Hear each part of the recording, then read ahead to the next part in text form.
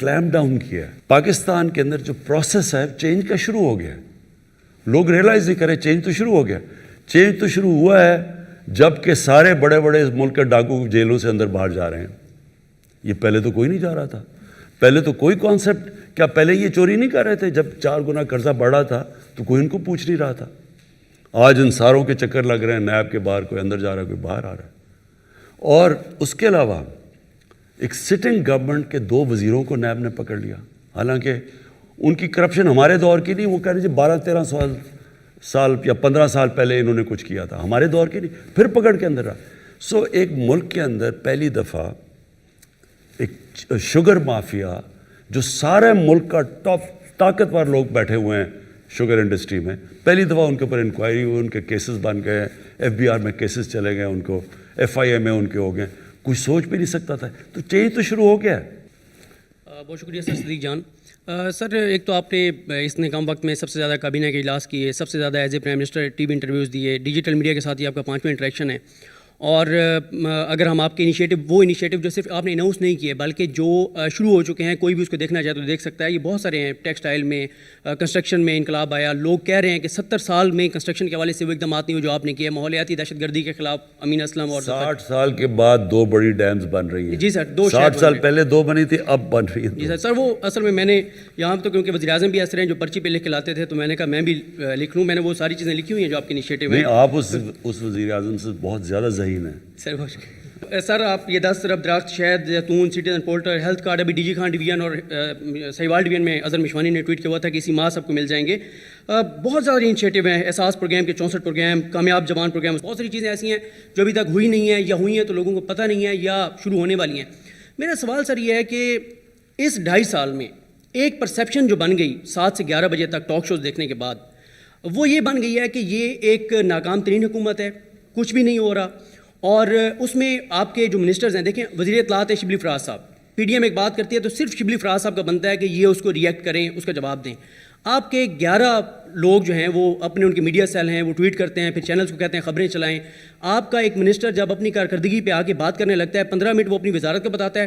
پہلا سوال ہوتا ہے PDM کے اوپر, وہ جب PDM کا جواب دیتا ہے خبر PDM والی چلتی ہے, اس کی وزارت کے اوپر نہیں چلتی. PDM, فوج, اسٹیبلشمنٹ, آپ سوشل میڈیا پہ 5 کروڑ لوگ استعمال کرتے ہیں, لیکن 15 کروڑ لوگ آج بھی ٹی وی کو سن کے اور پرسیپشن لیتے ہیں. تو یہ سر یہ جو پرسیپشن ہے اس کو آپ کیسے چینج کریں گے؟ لوگوں کو بتائیں گے کہ بھئی یہ 12, 14, 15 چیزیں پاکستان کی تاریخ میں پہلی مرتبہ ہو رہی ہیں. تو یہ کیا آپ کا پلان ہے, اور کس طرح سے آپ اپنے منسٹرز کو یہ کہیں گے کہ وہ اپنی وزارت کی صرف کارکردگی پہ بات کریں, سیاست پہ سب بات نہ کریں؟ وہ شبلی فراز صاحب ہیں, وہ بات کریں. پہلے تو یہ سمجھے پاکستان میں ہوا کیا ہے.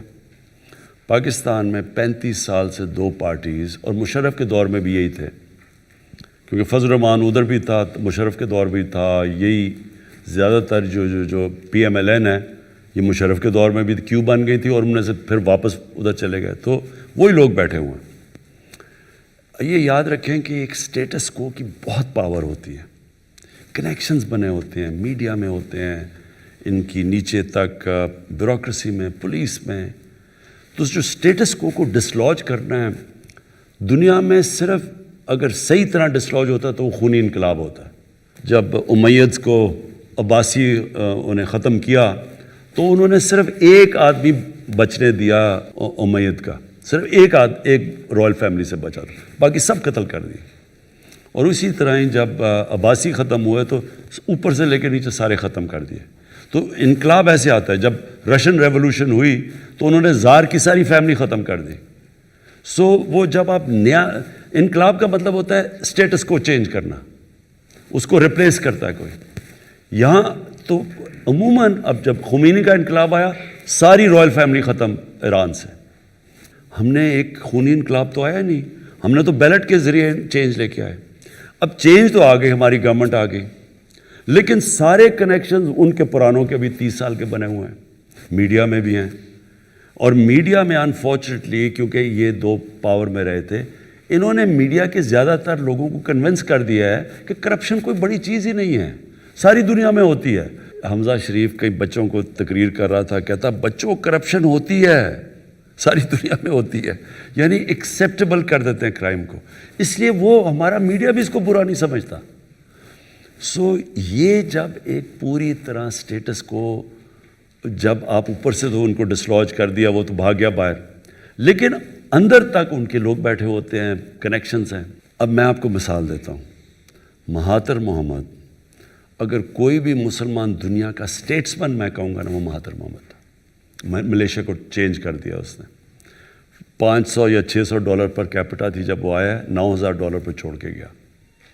مہاتر محمد گیا وہاں, ایک نواز شریف آ گیا نجیب کے نام پہ, اس نے جا کے کرپشن شروع کر دی, پیسے بنانے, منی لانڈرنگ. اینڈ میں وہی ملیشیا جو اوپر چھوڑ کے گیا تھا وہ مقروض ہو گیا, قرضوں میں گر گیا. اور مہاتر محمد کو سارے وہاں ون پارٹی سسٹم تھا, وہی ایک ہی پارٹی بیٹھی ہوئی تھی. ایک دوسری پارٹی بنائی اور انہوں نے مہاتر کو ہیڈ کروایا اور انہوں نے اس کو شکست دے دی. جو مہاتر, جس پارٹی کا مہاتر خود تھا اور چھوڑ کے گیا تھا, اس سے دوسری پارٹی ایک مہاتر نے بنائی اور اپنی پارٹی جس کا وہ کرپٹ آدمی تھا اس کو شکست دے دی. 2.5 سال میں انہوں نے واپس اس کو گرا دیا. مہاتر جیسے آدمی کو اسٹیٹس کو نے اس کو شکست دے دی, وہ نہیں چل سکا وہاں. یعنی اس اسٹیچر کا آدمی بھی, کیونکہ وہ سارے اسی پرانی پارٹی کے نیچے تک سارے کنیکشنز بنے ہوئے تھے, یہ نئے لوگ وہ نہیں کوپ کر سکے, واپس آ گئے وہی. اور ساری جو عرب سپرنگ ہوئی تھی, جو ساری عربوں کے اندر 10 سال پہلے ایک ایک ملک کے اندر لوگ نکلے تھے باہر سوشل میڈیا کی وجہ سے, وہ ساری ریورس ہو گئی.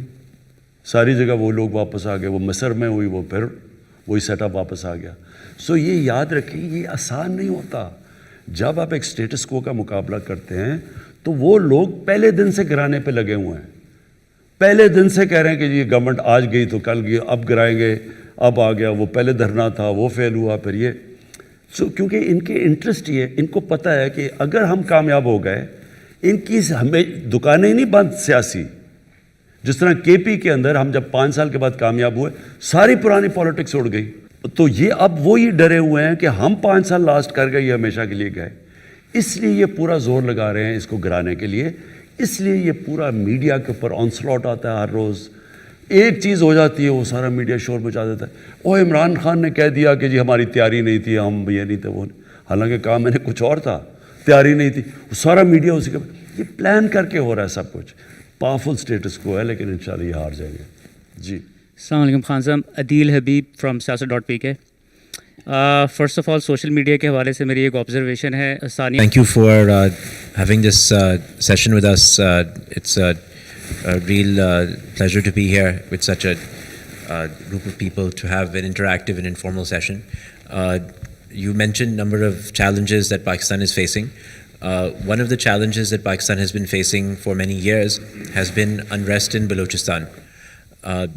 Recently, there was the killing of the Hazara Shia, which has happened several times before. I think that it would be very interesting to hear you speak about the historical roots of the issue in Balochistan and what the government can do to improve the lives of Balochis in the future, and also to change the perception of Balochistan both nationally and internationally, because there are many different narratives about Balochistan, both in Pakistan and outside of Pakistan.